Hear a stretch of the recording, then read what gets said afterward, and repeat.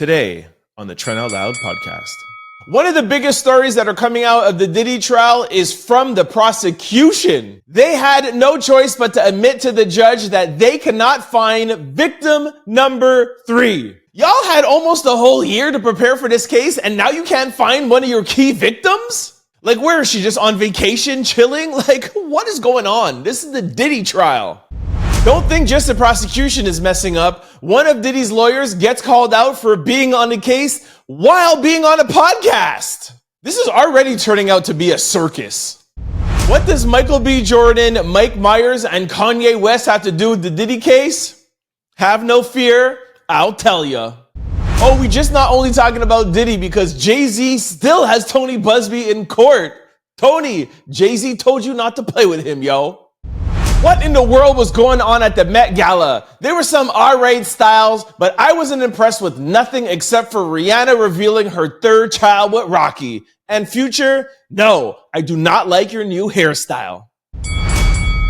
What up? It's Trent Out Loud, and I'm back with another episode. All right, depending on what time zone you're in, it's Tuesday night or Wednesday morning. And to my Wednesday morningers, we have made it halfway up the mountaintop. The weekend is only 2 days away. I'm in a good mood. Let's get it.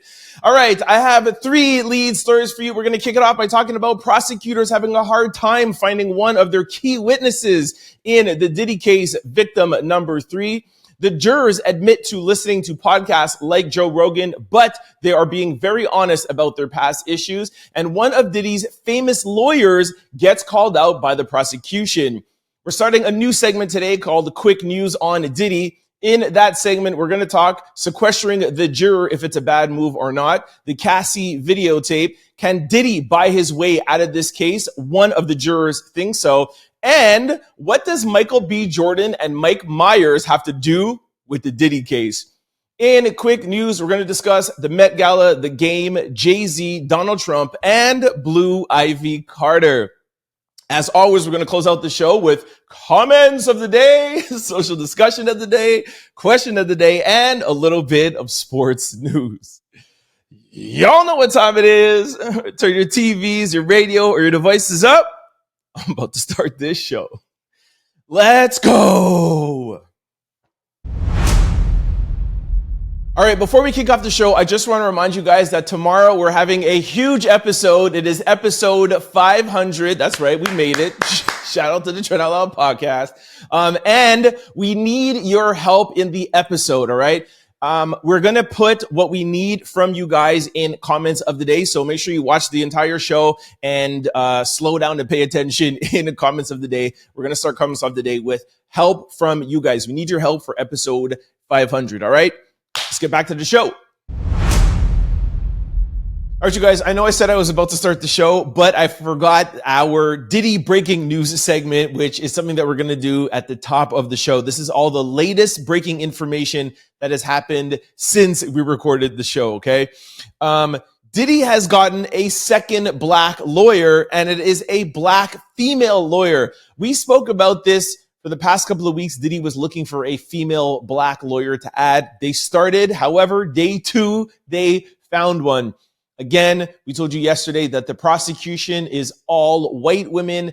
Diddy now has a mix of lawyers that could reach out and kind of identify with anybody on the jury. They have a white man, they have a black man, a white woman, and a black woman. Covers everything. I feel he probably has somebody Hispanic on the case as well too. Anyways, good job on that side. As I told you, I feel like it's a mistake, the prosecution not having at least a black woman. If you want to have all women prosecution, fine. At least have one black or Hispanic or something. You have all white women. I don't think that bodes well. Knowing that this case is going to touch a lot on race. That's not coming from me. Diddy's defense has already said that this is going to they're going to bring up race a lot in this trial, all right? So that is one breaking story that is very interesting. The second one is the jury selection has just inched forward, and there was a lot of rejects today. They said that people were getting tossed left and right. A lot of just bad apples. I heard there's a lot of people who were not even speaking English that were there. Just a lot of toss outs of what really wasn't a good day. We'll dig more into this. Like I said, this just came out. We'll dig more into this. Anything that's important, we'll talk to you about it tomorrow. But many rejects happen on day 2. The third thing that just came out is that all of Diddy's kids will be there for the trial that will starting May the 12th. I don't think it's a smart idea that they weren't there for jury selection. If you ask me, they should have been there from the beginning. I mean, they're going to be there every day for 2 months. What's an extra week? I think they all should have been there. The more that you could make Diddy come off as a family man, make him come off as innocent, like he wouldn't do something like this, would be best. However, they were not there. And also, too, I heard the courtroom is super packed because you have all these jurors coming through, but it's 6 extra people, not a big deal. Anyways, his kids will be there for the actual trial, May the 12th. Another thing is Diddy, the prosecution adds 16 potential jurors, mostly men, in the federal trial. I found that really interesting. I wanted to read a quick excerpt from this here. Diddy's defense team and federal prosecutors are adding 16 potential jurors to the pool, and one of them have strong feelings about Cassie's video. After 2 days of jury selection, there are now a total of 35 people in the jury pool. Today's selection breaks down like this: 5 white men, 4 black men, 3 black women, and 2 white women, 1 Latino man, and 1 woman whose ethnicity isn't clear. So that's of who they picked today. Now, just remember, we'll dig into this a little bit more tomorrow, but just remember that they're interviewing potentially 600 to 700 people. Of those 600 or 700 people, the judge will pick, like they did today, 16, 35, whatever, blah, blah. And then hopefully by Wednesday, then now the prosecution and the defense, that's when they can come in and say, actually, no, not this person. Take this person out. We do not want that person. And it will whittle down to 12 jurors and 6 alternate jurors, a total of 18. So right now they're just picking from the 700, bringing it down to maybe 50 or 60, and then hopefully by the end of the week. Just remember, there's no guarantee that they'll actually get down to the 12 jurors or and the six alternate jurors. That's the hope of the court. We don't know. Today wasn't a good day, but they did add those people that I just said. Another thing that I heard from a source in there, that they are having no problem finding a very, very diverse juror, which is very good for both sides. You want white, you want black, you want Hispanic, you want a mix. The Constitution says you are supposed to be judged by a jury of your peers. This is your peers. This is a reflection of the Southern District of New York. I think it was the A$AP Rocky trial, if you remember, they were saying that he was not judged by a jury of his peers, and there wasn't a lot of black people on that juror, and A$AP Rocky is a black man. So very good on New York. Everything that I've been hearing has been super kosher. Everything has been going good. The judge has been fair. The prosecution has been fair. The defense has been fair. The juries, other than today, them not having the best day, they still found some people. So that is good. Lastly, and this is something that we'll get into a little bit more tomorrow, we have more celebrity names that were mentioned. You're going to hear me in the show talk about Mike Myers, Michael B. Jordan, and Kanye, but we just got a list of some more people, okay? Michael B. Jordan, Harv Pierre, which we knew about. He worked for Diddy at Bad Boy. I actually have done some work for Harv Pierre. Mike Myers, Dallas Austin, who is a music producer. Dawn Richards, who we knew about her, but she's been added. Michelle Williams from Destiny's Child is going to be involved in some case. I'll look more into it and tell you tomorrow. Kanye West, we know about. Kid Cudi, we know about. Cassie, of course, we know about. Lauren London, Nipsey Hussle's girlfriend, wife, or whatever. Lauren London is going to be involved somehow. So that's it for now. To me, the big ones were Michelle Williams and Lauren London, and of course, Dallas Austin. So That is it. That'll literally just happen. I'm trying my best to keep up. We record the show, then we check back in right before we're about to post. This is the latest. This should be it for today. If anything does come up, I'll add it in. If not, we'll tackle most of these breaking stories tomorrow. All right. Now we can go on to the show. Our first lead story. Diddy's prosecutors under pressure to get testimony from alleged victim number 3. All right, we have a lot to talk about with the Diddy case today, but I had to start out with this one because of everything that happened over the past 2 days, or actually for the past couple of months. This is the biggest misstep that we have seen thus far from the prosecution. It's mind-blowing that they would even start off the trial like this, but let's get into it and we'll talk about it more after, okay? Federal prosecutors are under pressure related to one of their star witnesses in the Diddy trial because they revealed in court today that they may not be bringing all alleged victims into the courtroom to testify. The alleged victim in question is a woman, and the feds revealed on Monday the woman does not live close to New York City, where the trial is being held, and they said she told the court she might not even show up despite being subpoenaed. Prosecutors claim they have difficulty contacting the woman and her attorney, and the judge asked lead prosecutor Maureen Comey if the prosecution planned to drop the woman's name in opening statements. Comey said the prosecution would not be getting into the woman's story until the second part of the trial, and during opening statements, the woman would be described as one of many women to be alleged in Diddy's R-wording and S-aying. Diddy's lawyer told the judge prosecutions need to tell them what they plan to do with victim number 3 by the end of this week. And the judge implored the feds to make every effort to reach the woman's attorney and secure her appearance. As for Diddy's appearance in court Monday, we're told he covered up his neck tattoo with his sweater and collared shirt, and none of the prospective jurors made eye contact with him as they came in and out of the court. Overall, we're told things were mild and copacetic during the first day of trial proceedings, with prosecutors and Diddy's lead attorney, Mark Agofino, working well together. Diddy and Agofino posted notes back and forth throughout the day, including one that appeared to be a question Diddy had about one of the jurors who said they did not like to see violent videos. What's more, we're told Diddy was very chatty with his attorney, Tenu Garagos, including a moment where he helped her sit down at the defense table. All right, 2 really important things to unpack. We're going to get back to him helping Tenu Garagos in 1 second. But like I said at the top, what a huge error the prosecution has started off with.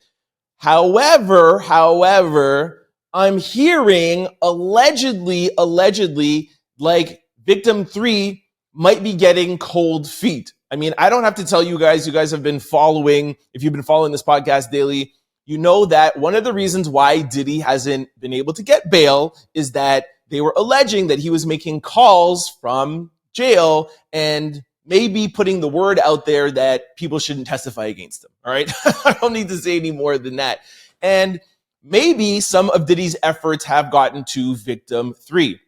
Now, for them to say that victim 3 is not in the New York area, like, give me a break. The millions of dollars they've already spent on this trial, like, to give her a flight to come to New York is crazy work. So, and the fact that, like, I can't get in touch with her attorney, this is the trial of the century. So, it's just a disappointment that we hear that this victim 3 might not show up. But the bigger disappointment is the prosecution not having a better excuse, like come up with something that is a little bit more believable other than the fact of just saying, well, we can't really reach her attorney. Like, what is that? You know what I'm saying? Like, you're supposed to be the Southern District of New York, the best prosecutors that America has. And this is how you start off with. To me, this is a huge blunder on their part. But like I said, the talk is that Diddy and the outside of his lawyers, they're working. All right. And we might see some other victims decide not to show up and testify. Let's just leave it at that. The last thing I want to say about this article is Diddy helping Tenu Garagos to her seat at the defense table. Now, I'm going to put up a picture of Tenu. And this is what she looks like. Okay, for those who are not seeing, she is just an average, look to be 30, 40-year-old white lady. And Diddy is helping her to the defense table, okay, having her sit down. Now, I told you guys yesterday that one of the things that I am going to try to do that's different from other content creators or even the media, I'm going to really try to focus and hone in on some minor things that I know from experience being in a bunch of court cases and courtrooms. And it's the little tiny subtle things that jurors will notice that really go a long way. We talked about yesterday, like Diddy's appearance. We talked about him excusing himself to go to the bathroom. And when he excused himself, he said, "Sorry, Judge, I'm a little bit nervous." I have a clip of a lawyer talking about that later on in the show. But I told you guys yesterday, that is Diddy letting the jurors and the judge know, hey, I'm human. I'm just like you guys. I'm not this big, rich monster that everyone's making me out to be. I'm innocent and I'm a little nervous, because anybody, even if you're 100% nervous, you're going to be a little innocent. So we told you that yesterday. Here is another little thing today. He's helping one of his attorneys to the defense table. Now, we also told you guys, I think on Friday's show, that all of Diddy's prosecution, all the people in Diddy's prosecution's team that are prosecuting Diddy are all white women. So the jury is looking at that and seeing Diddy help a woman that looks like the prosecution team, that looks like every single person in the prosecution team. And what is he doing? He's not sitting there having an attitude. He's helping her to her table. He's being very nice to her. He's talking to her. So mark my word, throughout this trial, you're going to see Diddy being very comfortable and very chatty, so that when the prosecution is like, this guy's a monster, he doesn't care about women, he's this, he's that, or whatever, in the back of their mind, it's like, every time I see him, he looks like he has a great relationship with Tenny. He's helping her to her table. He's giving her water. He's passing notes. He's doing all of this, is subconsciously letting the jury and the judge, who seems partial for now, that maybe he might not be this monster that we see on the Cassie video. Okay, so that's two things to take from this article from now. Let's go on to the various other things we have to talk about. We got a lot.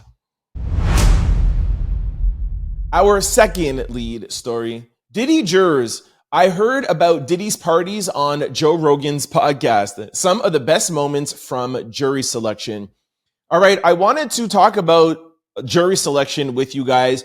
I'm going to take you through this article quickly. There's a couple of things I want to highlight, but there's a lot of things that go on in this process that I feel like a lot of people are not talking about, that I wanted to highlight about jury selection. Okay, so the first day of jury selection in the Diddy sex trafficking trial is in the books, and we have a few standouts, including one prospective juror who said Joe Rogan turned them on to Diddy parties. The jury told the judge that they heard about Diddy's parties involving sex and drug on an episode of Joe Rogan's podcast, The Joe Rogan Experience, but the juror was not excluded. Another highlight, jury number 20 was caught shoplifting at Universal Studios, and he told the judge that he had to get a lawyer after he was busted trying to get a 5-finger discount on a wand from the wizarding world of Harry Potter. Juror number 20 also noted on the questionnaire that they liked a post on social media from a comedian making a baby oil joke. One juror that caught the defense attention is juror number 29, a woman who said she worked for HBO, the network behind the documentary The Fall of Diddy. Juror number 30 was excluded because her work at Simon & Schuster, the publisher behind the Al B. Sure memoir, Do You Believe Me Now? The memoir includes Al's ties to Diddy and his romance with late Kim Porter, the mother of some of Diddy's children. Juror number 52 had an interesting scheduling conflict, revealing she wanted to travel to a Spirit Weaver gathering. The judge asked what it was, and the juror laughed and said it was a women's event with a lot of dancing in the woods. Juror number 55 was asked about getting a ticket for an open container of alcohol. The judge laughed and said, "Shame on you." Juror number 58 also revealed they sued the Port of Authority after allegedly hurting their back on an escalator, leading to a settlement. The same juror also revealed they pled guilty to insurance fraud relating to a car accident. Okay, why are we talking about this? We're talking about this because I've been doing my due diligence with you guys and highlighting all elements that Diddy's team are going to try to bring out for a mistrial. Okay, we'll talk about that more later on in the show, but very, very key when you're interviewing jurors. If a juror lies even remotely during questioning, they can be kicked off the jury, and the defense can say, well, hey, we want a mistrial. They lied on their interview process. They lied on their questionnaire. Boom, mistrial. That's why you hear all of these stories. Yeah, 5-finger discount on a wand. Yep, I sued the Port Authority. Yep, I'm going here. Yeah, I did. They have to say every single little thing possible, because Diddy's defense team, the minute they have their 12 jurors and their 6 alternates, they'll have a team in the law offices hunting and going after every single juror and trying to find out if any member of the jury lied. Here's something to keep in mind. I'm not saying this is going to happen, but I've seen it where a juror purposely lied on something and the defense found out about it and there was a mistrial, and they actually found out later that the defense actually put up the juror to say that lie. Now, I'm not saying Diddy's going to do that, but I'm just saying it's very, very important for any member of the jury not to lie, not to say anything that's misleading, because that will work all the way for Diddy to be getting a mistrial. So very, very important that the jurors have to be honest. All right, let's go to our next story. Our third lead story: prosecutors call out Diddy over Mark Garagos consulting in court. Prosecutors say Garagos cannot have a podcast cake and eat it too. All right, let's just jump right into this. Sean Diddy Combs is getting extra guidance in the courtroom from famed attorney Mark Garagos, but federal prosecutors aren't having it because Garagos doesn't have clearance to participate and frequently discuss the case on his podcast, Two Angry Men. Garagos was in court for the first day of jury selection in Diddy's criminal case, seating somewhere behind the 7 attorneys Diddy has retained, all of whom have court clearance to defend him. But prosecutors say they noticed Garagos and other members of his firm consulting with the defendant's team, and they think it's pretty foul due to his side gig. In a letter to the judge, they cited a rule barring anybody associated with the defense from making public statements that could interfere with a fair trial. Their concern is all about Garagos' podcast, Two Angry Men, which he hosts with TMZ's Harvey Levin, and prosecutors are apparently subscribed. It is available everywhere you get your podcast, by the way. All right, so I just wanted to highlight this because earlier on I highlighted a mistake that the prosecution did. So I wanted to be fair. Y'all know me. This was a mistake on the defense team. Now, we did tell you about Mark Garagos being part of this. By the way, that's Tenny's dad, by the way. Tenny Garagos, who we talked earlier about, Diddy was helping her to her table. And that's his, did I say daughter? Yeah, that's his daughter.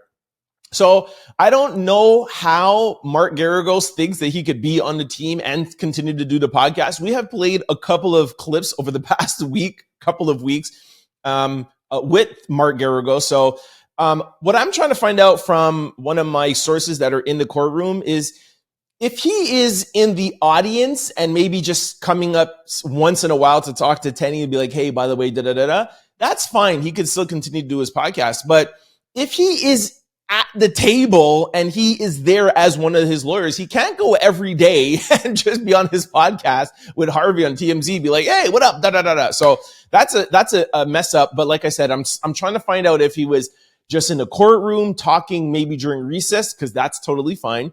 He can consult, but you cannot consult at the table, at the lawyer's table, and be on a podcast at the same time. So little mistake by the defense. From what I gather, what I'm hearing, he's probably just not going to do the podcast anymore or not talk about Diddy on the podcast anymore. We told you guys yesterday that the jurors are not going to be sequestered. We're going to talk about that a little bit more. But they've been told like they cannot talk to the media. Nobody can talk to the media. You won't hear anybody other than the press or content creators talking about the case. So I don't think that will be like a big deal, but it's just, they want to pick on something and they picked on this. I just don't understand why they would do that. Anyways, let's go to our new segment, Quick News on Diddy. All right, this brings us to quick news on Diddy. Ring my bell. Our first quick Diddy story. That just sounds weird, but we're gonna go with it. All right, so on yesterday's episode, we gave you a little bit of a breaking story that came out as we were about to upload the show, and we got it in quickly. And the news was no plans to sequester a jury. Juries can go home at the end of every day, but they cannot talk about the case. So it was just really quick when I first reported it to you guys. I'm like, I need a day to think about it and, make some calls and just figure out if I really like this or not. And I'm going to play a video for you. I still, after taking the 24 hours to think about it, I still do not like it. I still do not think that it's a good idea. And like what I've been saying, it could eventually be grounds for a mistrial, which I think is such a horrible opportunity to give Diddy. Take a listen to this video. Why do you think the decision not to sequester the jury, and is this going to lead to a potential mistrial, right? I mean, you're going to have this jury that is going to be consuming media of all sorts, podcasts like this. Harvey has another podcast. There's just going to be inundated with this information, and there's no real control other than an admonition from the judge, hey, don't look at media coverage in between these days. Do you think that'll work? All right, that video was from a big lawyer in the US, okay? And when he was asking this person the question, her answer was, she was kind of like on the fence. He was asking another lawyer, and she was on the fence. And one of the things she said that made her feel good was the fact that the jury, she trusts that the jury will monitor themselves. And if they hear of anybody in the jury listening to a podcast or watching TV or talking with their neighbors, that they'll snitch on one another and they'll get that juror out of there and replace them with another one of the juries.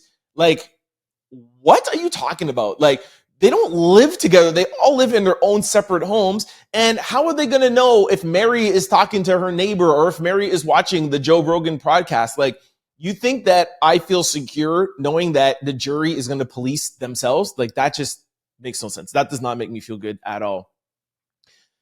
I do not like this idea. I have some people in the comment section that made some comments, so we'll talk about that more in the comments of the day.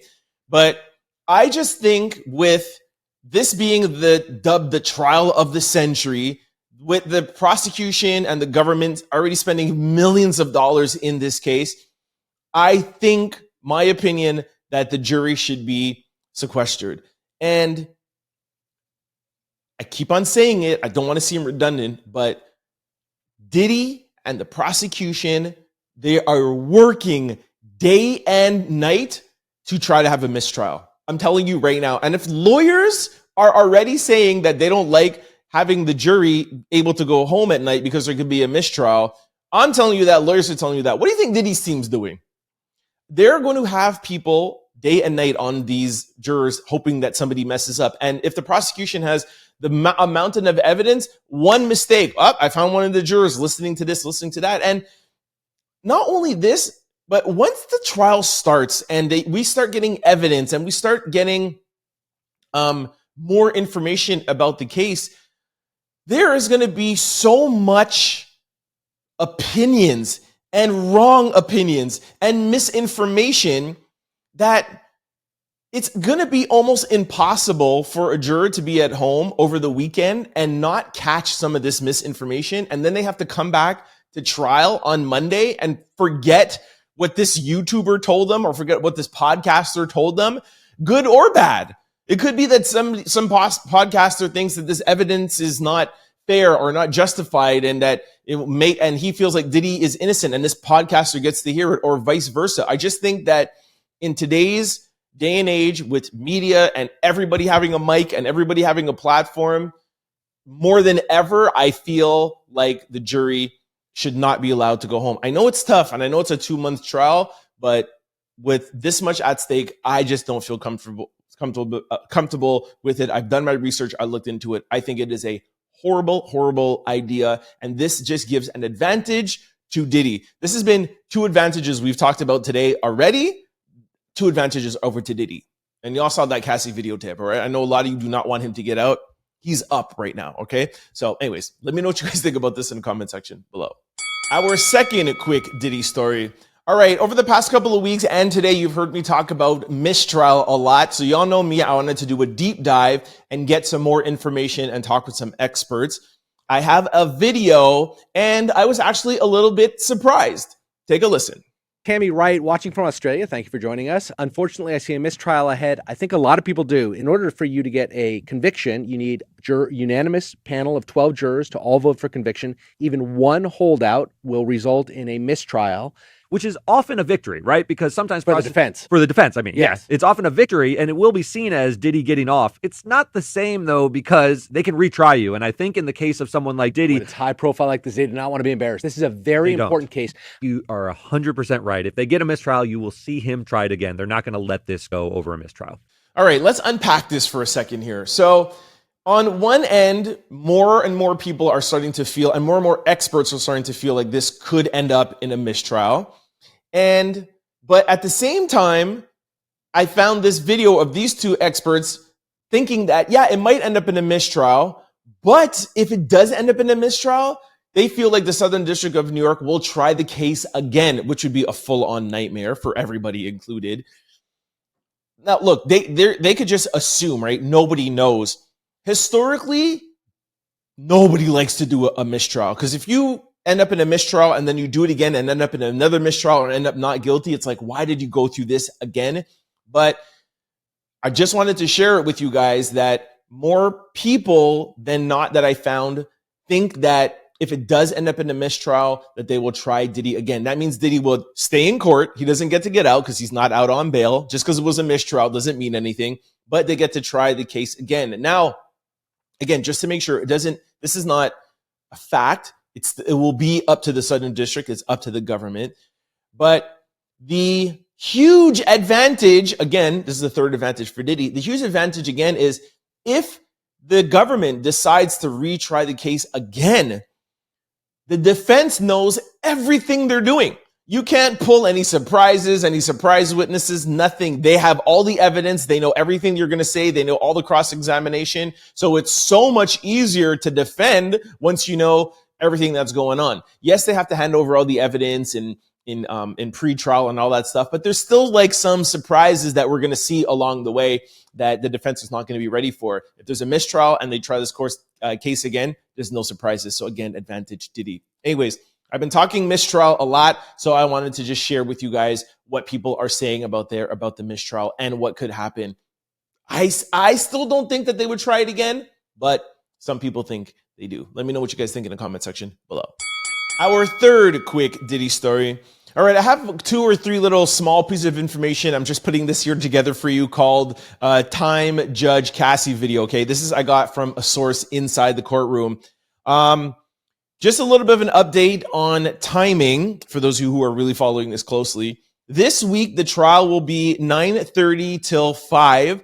But the actual case, when it's tried starting next Monday, May the 12th, is going to be from 9:30 to 3, all right? The judge wants to give people enough time to get home and beat the traffic or whatever, okay? So it'll be Monday to Friday, and they're going to respect all holidays, okay? Second thing that one of my sources told me is about the judge, which I thought you guys would want to know. They said that the judge is youngish. Can't really decide, but 30, 40 years old-ish, which is, I think, good for both sides. The judge is very charismatic, and the judge seems very fair, neutral, and really believes in the justice system. Now, this is not advantage on anybody's side, but I've told you guys I'm always going to refer back to the Young Thug trial because it was the most recent RICO case for a celebrity that we have seen, and that case was riddled with 2 bad judges before they got to a third. Still to date, the longest trial in Georgia history. So it's really good that we're starting off with a judge, pretty young, charismatic, and he seems to believe in the justice system. That is so good when you don't want to have like an egotistical judge or a judge that thinks that he's above the law or, narcissistic. Like, you just want somebody who's like, my job here is not to say if Diddy is guilty or not. My job is to make sure that everybody abides by the law. And you cannot ask for anything better than that, okay? So that's good report on the judge. Now, here is one piece of information that I haven't heard anybody talk about, which is crazy to me, and it's about the Cassie video, okay? Now, during Monday, one of the jurors said something about the Cassie video, and Diddy's lawyer said, She's talking about a video that is not going to be, that's not included in this trial. And then the prosecution came up and said, the prosecutors have decided not to use the video as of now, but that doesn't mean that it's excluded. Diddy's lawyer said on record, this jury mentioned a video that has been excluded. So that's on the, you know, the typist, the girl, the stenographer, I think her name is. This juror mentioned a video that has been excluded, but then the prosecution says it's not excluded. We're just not using it for now. So we have told you guys for the past couple of weeks, the Cassie videotape, the CNN Cassie videotape, by the way, how much they want it. Now we're finding out, and I'm hearing that the prosecution is going to keep it in their back pocket. They're telling the judge, and they probably won't mention it in opening statements, that for now they're not using it, and only if they decide to that they will use it. Here is what I've heard the reason why they're doing this. And you're going to hear me say mistrial again, but some people feel, some experts have said, using that tape could result in a mistrial or appeal. The reason why is that he is not being charged for that videotape. So to be using a videotape for something that somebody is not charged on is a little bit misleading and a little bit egregious. Is it allowed? Yes, the judge is allowing it, but it could end up in a mistrial, or it could be grounds for an appeal where Diddy's team could go back and say, look at this video that they played the jury. This was past the statute of limitation, if I'm not mistaken, it was like 2016. And another judge, an appeal judge, could say, yeah, I feel like this was kind of really misleading a jury, and I don't think that it's fair, and that will be grounds for appeal. So I did hear that at like a week or 2 weeks ago, but I didn't say anything to you guys about it. But now putting two and two together, with the prosecution going on record saying, hey, it's not excluded. The judge said we can use it. We just don't know. So it's not for sure that we're going to see this videotape getting played. I just feel like if the prosecution has their back up against the wall and they feel like they're losing, then they might bring out the CNN videotape. All right. If you tell anybody about this, let them know that you heard it from Trent Out Loud first. All right. I haven't heard nobody say that, man. That's why you guys stay tuned to me. I'll be giving you all the exclusive. We may not see the Cassie CNN hotel videotape. Lord. Our fourth quick Diddy story. Potential jurors in Diddy's sex trafficking trial are asked about if they're familiar with Michael B. Jordan, Kanye West, and Kid Cudi. Okay, get into this. On the first day of jury selection in New York, 150 potential jurors were handed a questionnaire that not only asked them about their views on law enforcement and experience in SA, but also if they recognize over 190 names. Amongst those names are listed celebrities like Michael B. Jordan, Kid Cudi, Kanye West, and Mike Myers. It's unclear how these names relate to the case, but prosecutors reportedly believe that Kid Cudi was the target of Diddy and Diddy doing something to his car that in 2011, around the time Kid Cudi was dating Cassie, Diddy's longtime ex-girlfriend and star witness in the trial. As for Michael B. Jordan, a source told Variety that he won't be testifying, though he did go out on a date with Cassie in 2019, which reportedly upset Diddy. What?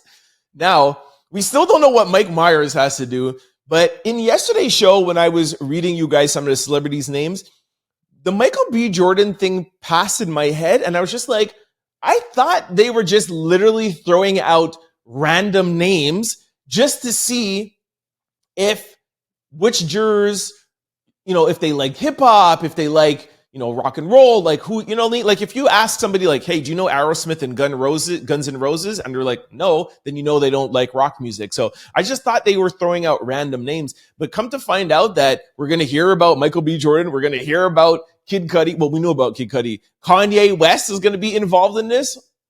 This trial is going to be crazy. I still haven't figured out what Mike Myers has to do with this. I don't know. And even my sources, if any of you out there know or have heard anything about Mike Myers, like did Mike Myers have to do with anything? But, you know, Diddy has been known to have crazy parties for 20 years, right? And from all walks, movies, music, entrepreneurs, government, like anybody could be coming up. I would love to know all the 190 names on this case. Crazy. Anyways, we might hear more about Michael B. Jordan and Cassie. Our fifth quick Diddy story. A potential juror on the Diddy case said Diddy, the mogul, can buy his way out of trouble, and the juror got dismissed quickly. Diddy successfully excluded a prospective juror who took a cynical look at the legal system, keeping a woman off the jury who thought the rap mogul might be able to purchase his freedom. The exchange went down in court on Tuesday, with a judge asking juror 48 if they answered yes to a question posed on the questionnaire, and she admitted there was one where she gave an affirmation because of the alleged attempt RAPE. While she didn't say she couldn't be fair, apparently she wrote on the questionnaire that the rap mogul has money and could potentially buy his way out of trouble. When asked what she meant by her answer, juror 48 replied, "Just what I wrote." So no room for interpretation in this case, and the candidate was sent packing. All right, there's nothing really to say to this. I just thought it was super funny. You could clearly know that she just didn't want to sit under jury, so she just wanted to get herself kicked off. So funny. Just remember it, you're summoned to jury duty, you have to go, but you can say things like this to get kicked off quickly. Again, I don't know who would not want to be part of this. There's nothing that wouldn't want me to be part of this jury. Oh my gosh. Anyways, I just thought this was funny. I wanted to share it with you guys, man. Yo, I meant what I wrote. Like, what's up? Yeah, he could buy his way out. Yeah, deuces. All right, this brings us to our real quick news. Yo, ring my bell. All right, I'm sure y'all are very well aware by now that the Met Gala went down in New York City Monday night. Y'all know I try not to get into two things. I try not to get into too much fashion and too much relationship stuff.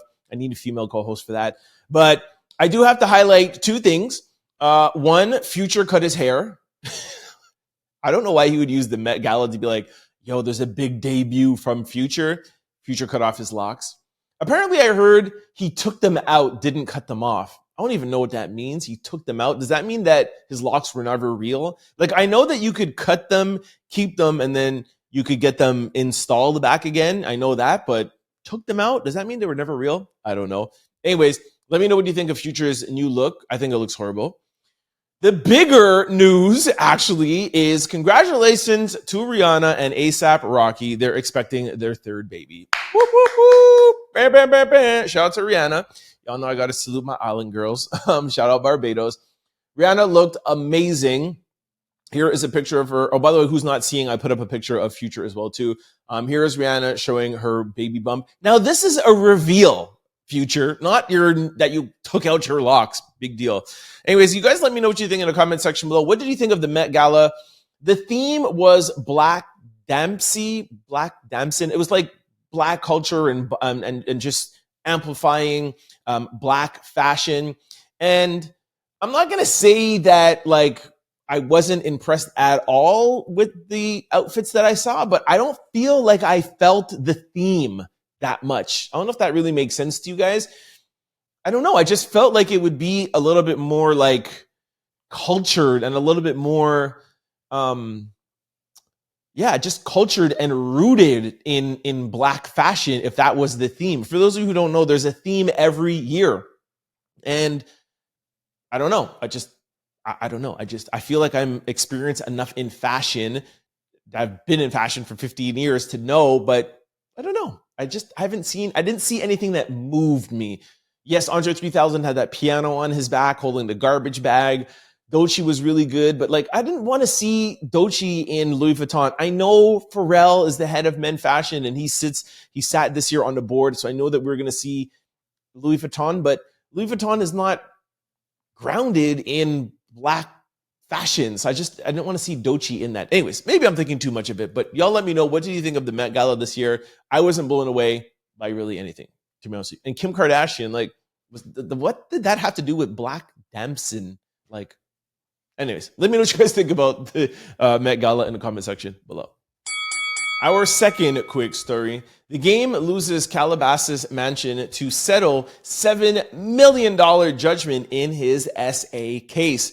Yo, there's so many SA cases and R-word cases. I totally forgot that game is going through a case. Anyways, craziness. The game just lost his Calabasas Mansion after a judge approved its sale to help pay off the $7.13 million judgment awarded to Priscilla Rainey in her SA case. Even with the sale, he still owes another $3 million. That means he only sold his mansion for $4 million and he still owns another $3 million. Imagine being homeless, losing your house, and then still owing another $3 million. Yeah, man. Y'all gotta like sit down a little bit out here, man. Y'all gotta calm down. Game, Richard Brand, Diddy, Shannon Sharp, like it's craziness out here, yo. Our third quick story. Jay-Z claims attorney Tony Buzbee directed staff to edit Wikipedia pages to damage his reputation in amended defamation lawsuit. What, you thought Jay-Z was done? You thought Jay-Z was going to let Tony Buzbee slide because the Diddy case was started?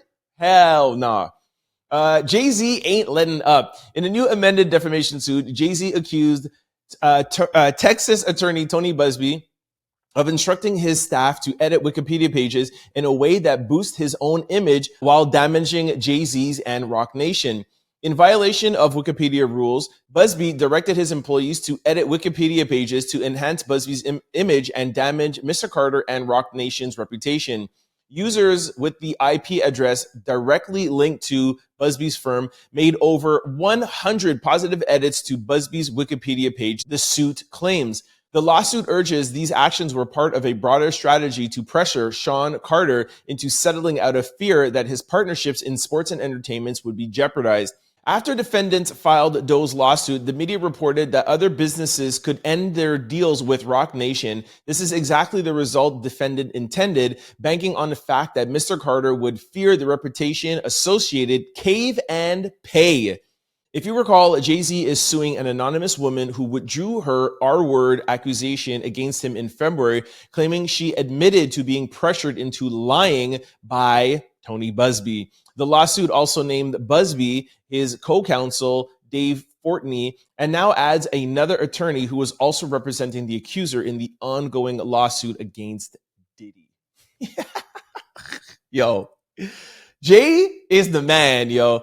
Now, I know some of you still don't believe this and you still think that Jay is guilty and Beyonce is guilty. And I'm not here to say who is guilty or not. That's their business and it's your business to think whatever you want. Regardless if you think he's innocent or not, you got to give him credit for being relentless.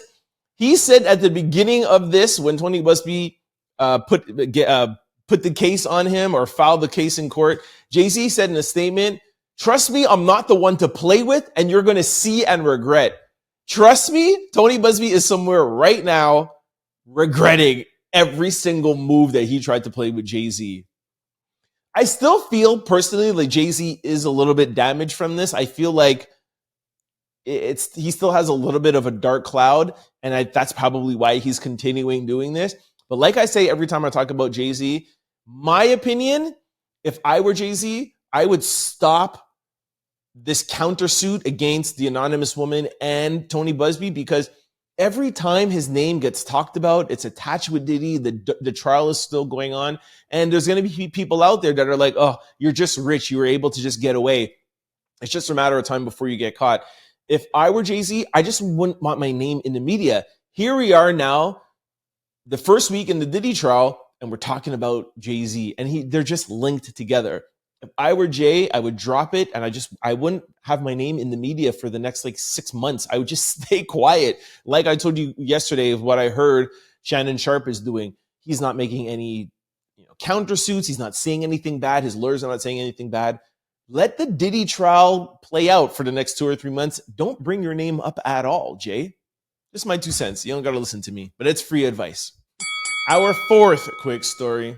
Temu shifts strategy amid Trump-led tariff, stop shipping directly from China, and shift to local sellers to avoid rising import fees. All right, looks like President Trump is winning, y'all.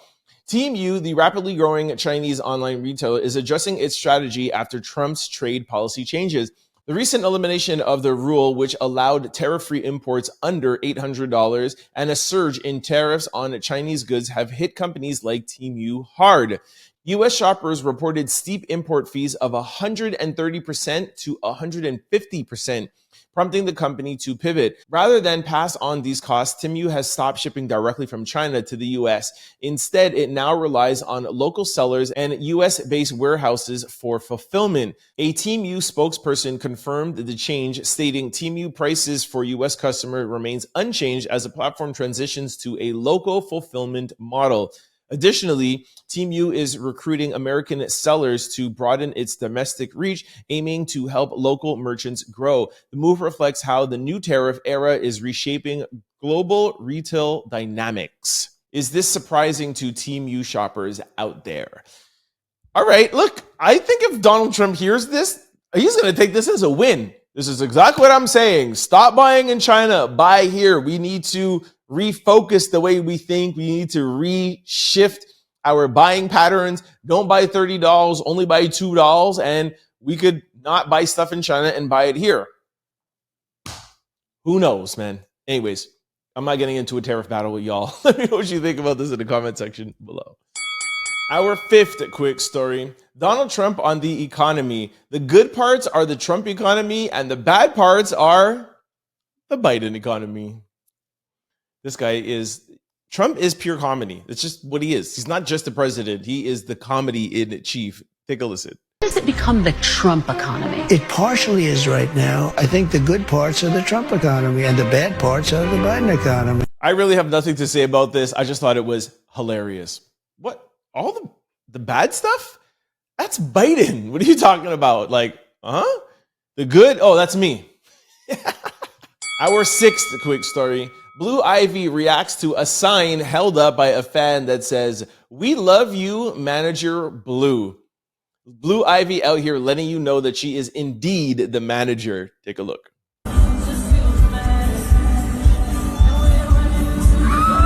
We all knew that she was the manager, but at least now we have confirmation that she is running the household. Step aside, Jigga. All right, this brings me to my favorite segment, comments of the day. All right, I'm super excited about today's comments of the day because we are having our episode 500 tomorrow, and we really need your help, all right? Before I tell you why we need your help or what we need from you, just got to tell you about our friends at Aura. Y'all know that they sponsor the comment section, and a lot of you guys have been telling me how much you've been loving it, signing up, the money you've been saving, the things that you've been finding out. Very, very happy that y'all are happy, right?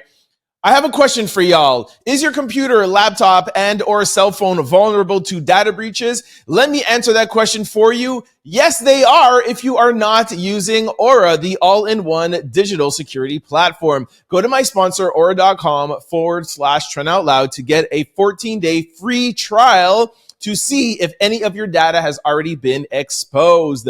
If you're ever wondered how scammers get your phone number and why your inbox is flooded with spam, here is why. There are companies called data brokers that sell your data. They do it without your consent, and they make billions of dollars selling your information to marketers, scammers, and even stalkers. That's the scary part, is the stalkers, if you ask me. That is why I'm recommending today's sponsors, Aura, to my family, friends, and the Out Louders. Trust me, y'all got to sign up, man.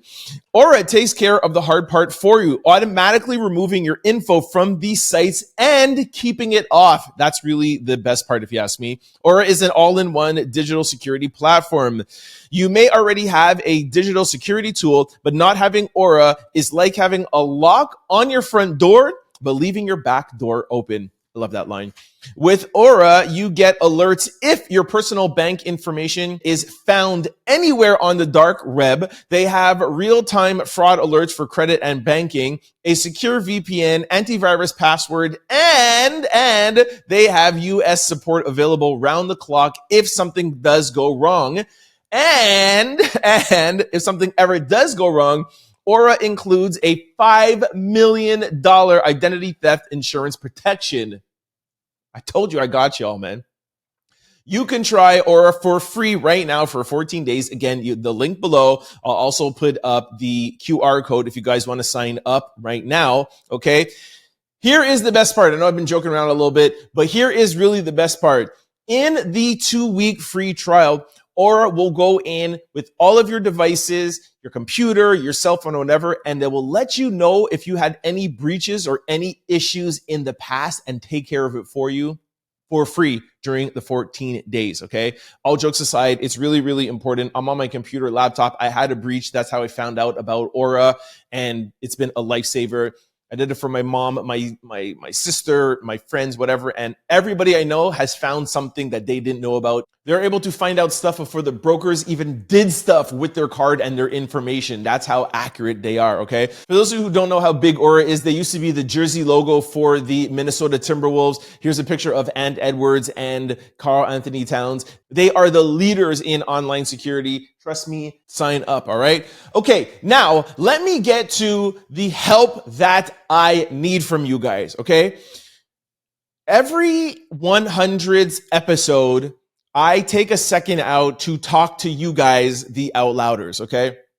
And what I mean by that is episode 100, I talked about me. I talked about like my past, my modeling career, my entertainment career, and, you know, in acting and how I got into podcasting. That's what I use episode 100 for. I always try to get intimate with you guys.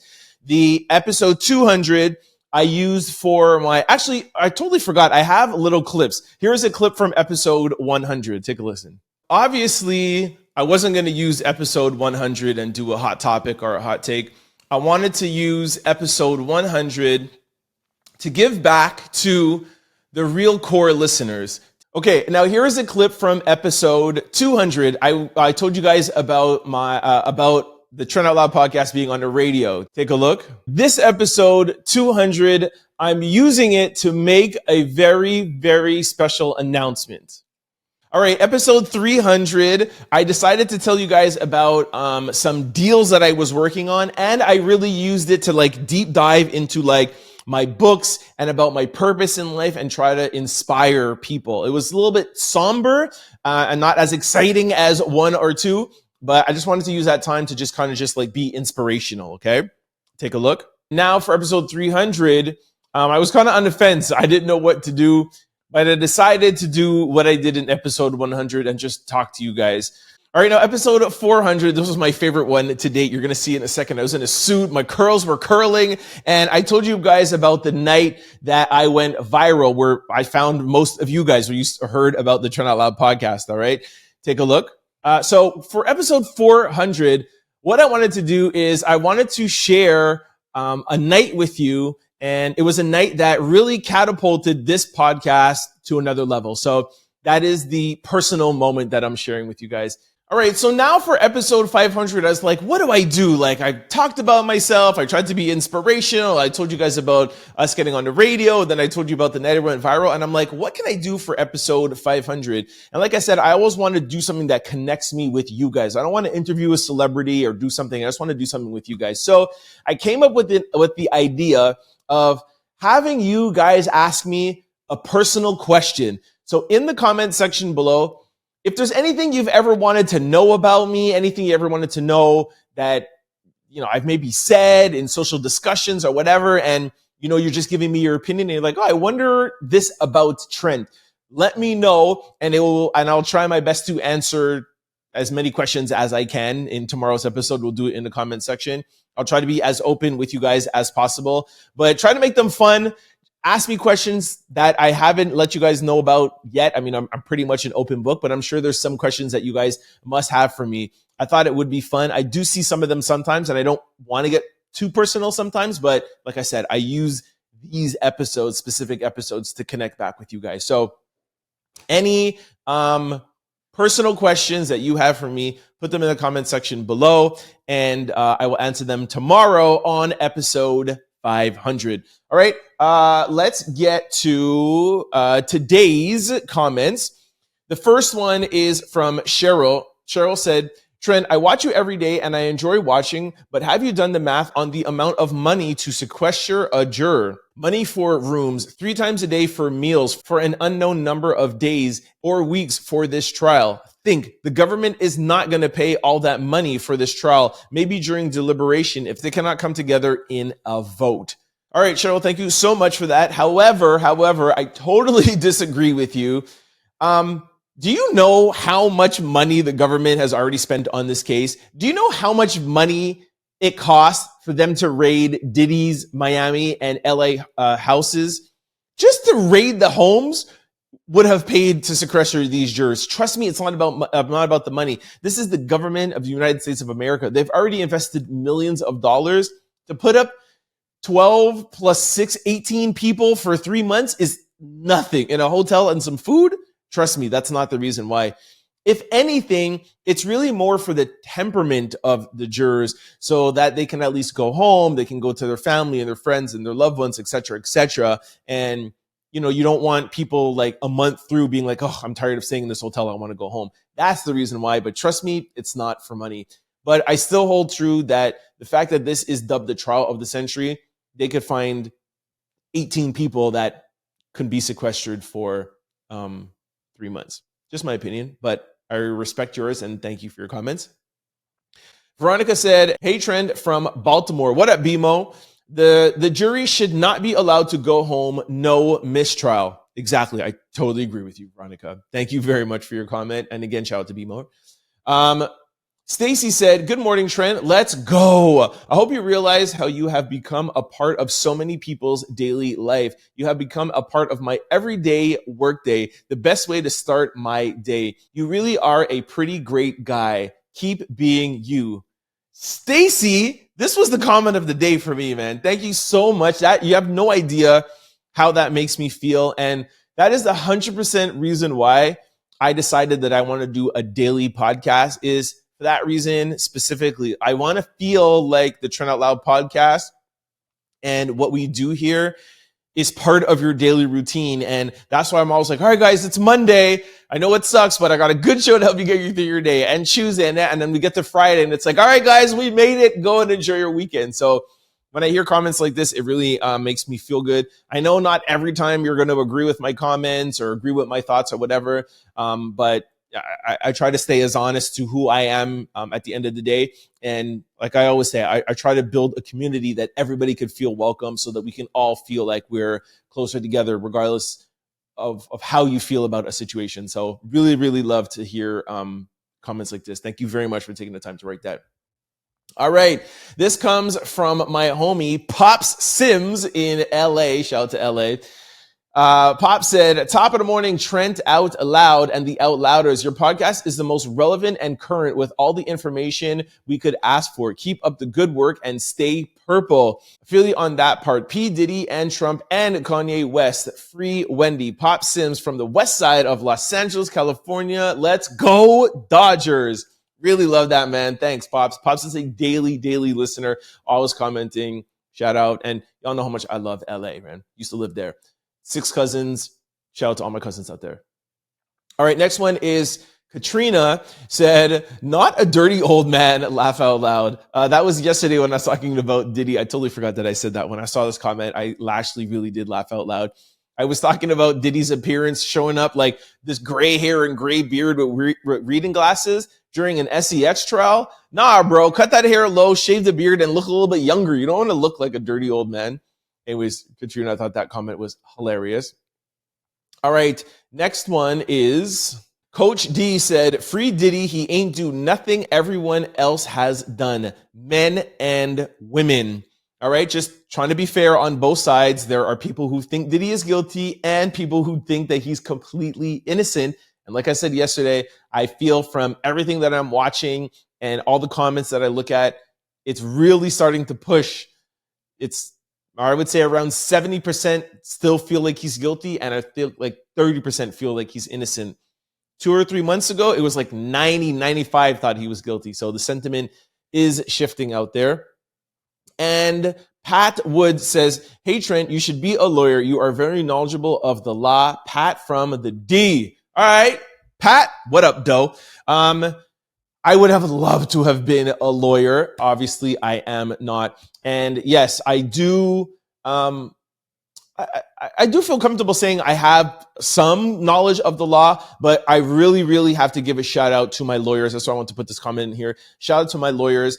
I daily call at least one of my lawyers. I told you guys a couple of days ago, I have a few lawyers, a lot actually, from just my different businesses and, being in different provinces in the United States of America. You need a different lawyer, acting, modeling, business, writing a book. So, but having said all of that, yes, I'm very knowledgeable from all the things that I have been through in my life, criminally, business, or whatever. But really shout out to my lawyers. I am texting them. I am asking them questions. I am really leaning on them, especially when I talk about Diddy, to really bring you guys some legal minds. Yes, I obviously still going to give you my opinion, but I really run a lot of the things that I'm saying through them so that they're fact checked and I'm not giving you guys wrong information. So I just wanted to shout out.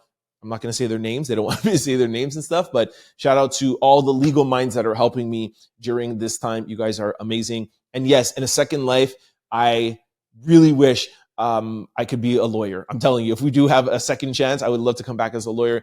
Ever since I was young, I've always been enamored by the law. I've really, really liked it. And all my lawyers have a great relationship with them. I just love the law. And I just love understanding the law and having to be able to like bob and weave through the law. And I don't know. I just really, really like law. I'm not going to really get too much into it, but thank you for noticing that and giving me my credit. And I have great teachers. So shout out to all my lawyers. Thank you guys. Keep commenting. Shout out to Aura.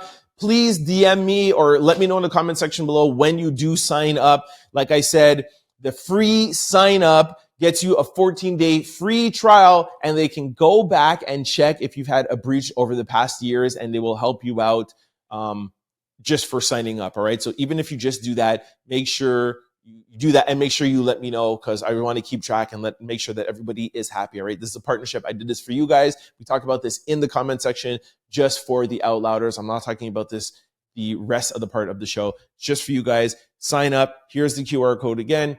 Sign up. Let me know how everything is going. All right. Keep commenting. Thank y'all. All right. This brings us to social discussion of the day. All right, Michelle Obama has been popping up in social discussion a lot lately, but she is making a lot of moves out here on podcasts, and she came up with a really, really good topic that I feel like we needed to talk about, all right? Michelle Obama speaks on returning to therapy amid new transition in life. She says, every choice I'm making is completely mine.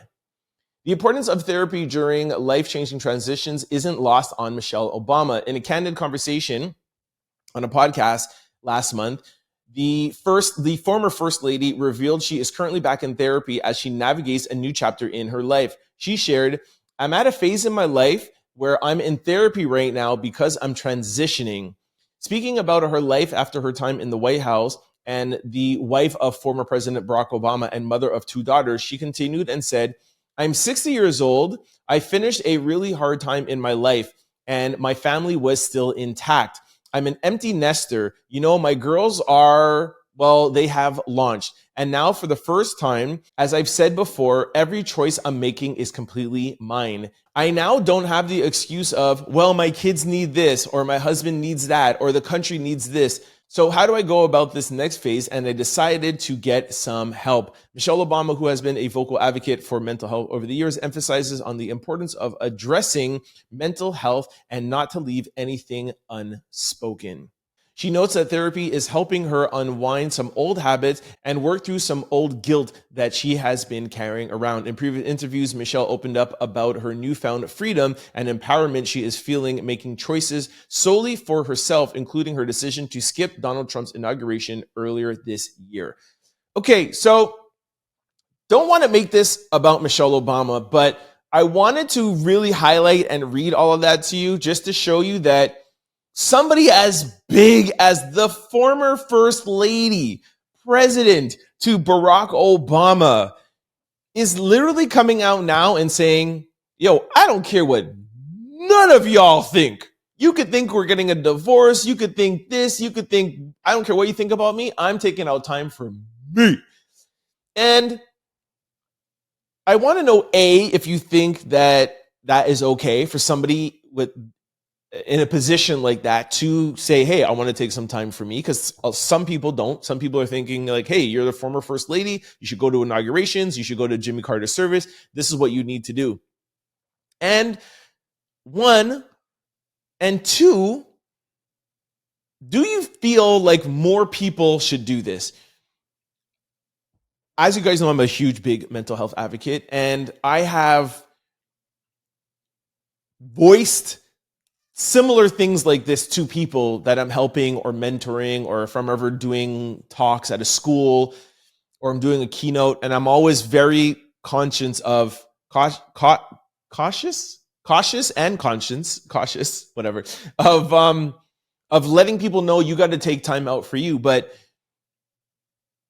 do we do it enough? Like, should we be like Michelle, where we get to the point where it's like, I don't care. Like, if I have to miss my sister's wedding, or if I have to not go to somebody's birthday party, like, do you guys feel like more of us should make the ultimate sacrifice for ourselves and not care? It's so easy to say to do it, but it's really, really, really hard. But I think if more of us do this, I think that we'll be better off as a society. Because really, at the end of the day, who cares if Michelle is at Donald Trump's inauguration? What does that change for me or you? And if it makes such a huge change for her, then so be it. And so what if somebody doesn't come to my birthday party, or I don't go to someone's birthday party? But basically what I'm trying to say is, I feel like we put these, I think we put too much emphasis on certain things that we think that are so big, and we don't look at what it might do to somebody. And I wanted to ask you guys if you think that it is okay. Like, how would you feel if your friend, your husband, your brother, your sister said, yeah, I'm not coming to your birthday party because it's not good for me and I need to take some time for me? Are we too hard on people? Sorry, I know I'm asking a lot of questions, but I really want to dig into this. Should more people do it? Should we give people more grace that do it? And do you guys think that would be better off as a society if more people were, I guess, a little bit more selfish, you know? And should we look at it as selfish? Wow, I could do a whole podcast on this. Anyways, y'all let me know. I know I asked a bunch of questions, but y'all know what I'm trying to get out of this, right? Let me know what you think about all of this in the comment section below. All right, this brings us to question of the day. All right, well, you know we have two questions of the day, right? First question, I already told you in the comment section, is what is your question for me? Everybody, please put in the comment section a personal question that you have for me. I'm going to answer it in tomorrow's episode 500. But our second question of the day is, your favorite artist drops a surprise album tonight. Who do you hope it is? All right, the first person put Jay-Z. Somebody put Outkast. Well, hey, if you want it, well, they didn't put Outkast, they put Andre 3000. Andre 3000 actually just dropped an album like 5 minutes before he hit the Met Gala red carpet. So whoever put this, if you're watching, Andre 3000 did put out an album. Sade, that would be dope. That would be a dope surprise album. Somebody said Rihanna, for sure. I mean, we've been waiting, what? Was it 7 years, 8 years? That would literally break the internet if Rihanna dropped an album. Another person said Jay-Z. Another person said Rihanna. I knew this is going to be flooded with Rihanna. Okay, who is this person? People are putting emojis. Oh, I think that's Cardi B. Hey, Cardi says she's coming soon. Somebody said Future, Lil Wayne, Kendrick Lamar. Okay, we just got a Kendrick Lamar album like 6 months ago. R. Kelly. Nobody wants no R. Kelly music. No, stop that. Who is this? Okay, that's Rihanna. Tupac, Rihanna. I knew there was going to be so much Rihanna. Drake. We just got a Drake album like 2 months ago. That's shorter than Kendrick. Young Jeezy. Okay, that's good. We haven't had a Jeezy album in a long time. Michael Jackson and Janet. That'd be dope. Okay, Whitney Houston. Okay, now we're getting into people who are no longer here. But so Whitney Houston, Nipsey Hussle. All right, here's some names. Brandy. That'd be dope. A Brandy album. King Hove. Travis Scott, Party Next Door. We just got a Party Next Door album in February with Drake. We don't need that right now. Chris Brown. Chris Brown has a new-ish album. Taylor Swift. I don't know. I'm not up on her. I don't know when she released. Bow Wow. Do we really want a Bow Wow album? All right. I'm going to leave the rest up to you guys. If an artist were to drop an album tonight, who would you want it to be? What would be the biggest surprise to you? Let me know in the comment section below. And don't forget your personal question for me, episode 500. All right, this brings us to sports news. All right, depending on when you see this, I'm going to say yesterday or today. It might confuse you, but yesterday's games, if you're seeing this Tuesday night, yesterday's games, the Knicks beat the Celtics and the Nuggets beat OKC. Now, everyone's like, oh my gosh, it was an upset. Celtics and OKC basically like swept, so they've been off for like a week, so they're rusty. So that's normal. Like, I'm happy that the Knicks won. I'm not happy that Denver won, but it's normal because their wheels are already oiled, right? So I don't really feel like we're going to see this upset. I don't feel like the Knicks are going to beat Boston. I don't feel like Denver is going to beat OKC just off of game one. Now that Boston and OKC are warmed up, I think it's going to be different. I feel like both of those series are going to be tied 1-1, but for now they're 1-0. Let's be fair. And like I said, Tuesday night, if you're watching this Tuesday night, tonight's games are the Pacers versus Cleveland. That was another upset. The Pacers beat Cleveland, but again, they were off for a couple of days. The game that I want to see, the Warriors against the Timberwolves. Yo, for me, this is the West Coast Finals for me. Y'all know that I'm Team Warriors. I'm Team Steph Curry and Jimmy Buckets. Those are my two favorite players, and they're both on the same team. But I also really like Minnesota. That's my young new team. Although I'm really mad at Ant Edwards for how he is with his children and not, being there. But I don't know who to go for, man. And plus, Aura used to be with Minnesota. I gotta go for Warriors, but I will not be mad if the Timberwolves win. But anyways, game one is tonight. I'm very excited for that. Very excited for these playoffs. Let me know who you think is going to win in East Coast and West Coast and who's going to make it to the finals. Let me know in the comment section below. All right, y'all. That is it for today's episode 499. I cannot believe we are so close to episode 500.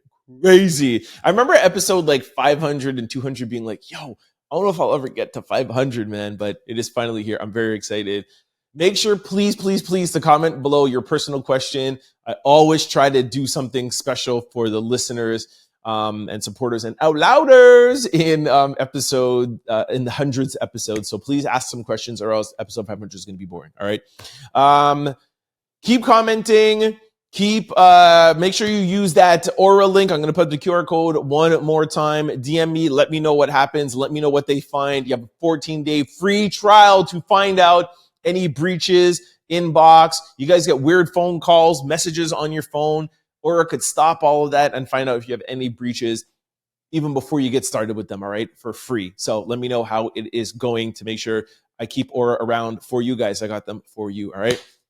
Before I let you guys go, just want to remind you of all the ways to keep up with the Trent Out Loud podcast. For those of you who are watching this show on YouTube and you're ever going on a flight or you're in a car, you don't have access to the internet, have no fear because we're available on all podcast platforms and you can download the episode and take us with you in your pocket, in your purse, or in your luggage, wherever. Just go to any podcast platform, type in Trent Out Loud, the show will pop up. Don't forget to hit the follow and subscribe button so that you can be notified every time we upload a new show. And just like YouTube, we upload daily. Now, vice versa, for those of you who are used to watching or listening to this show on podcast platforms, well, you can watch it on Spotify, true. If you're used to watching this on podcast platforms, thank you very much for all the downloads and the support. However, I really recommend that you come over to YouTube and watch the show over here because that's where most of the out louders are. The comment section is lit, all right? So just head on over to YouTube, type in Trent Out Loud, the show will pop up. Couple of things you're going to need to do. Hit that subscribe button because that gives you membership into the family. Hit that like button because you got to get the algorithming. The most important thing is please comment. I do this show with you guys. It's not only a show about me. I ask you guys questions. I need you guys to weigh in. If you guys don't comment, you guys don't answer, I'm just doing this by myself, and that is boring, all right? For those of you who feel like you don't want to get into the conversation, I totally understand that. At least comment and say, hey, Trent, what's up? I'm watching from such and such place, wherever state, country you are in. This is a global podcast, and I just like for everybody to see how global we are, okay? For those of you who are really enjoying the show and you want to share it with your family, friends, and loved ones, we'll really appreciate it because sharing the episode really helps in growing the channel. We appreciate you. For those of you who want to follow me outside of the podcast on any social platforms, I'm available on all of them, and it's always the same handle, Trent Out Loud. I'm the most active on Instagram. And talking about Instagram, we recently started a new blog page on Instagram called Formally Out Loud, FORMALLY Out Loud. And that's where we'll kind of do some extended videos that we have copyright or that have swearing that we can't play in its entirety on YouTube. We'll play it on Formally Out Loud on Instagram. So you can follow us there if you want to. All right. Thank you so much again for kicking it with me. Have a great day. And I'll see you for episode 500. I'll see y'all tomorrow, man.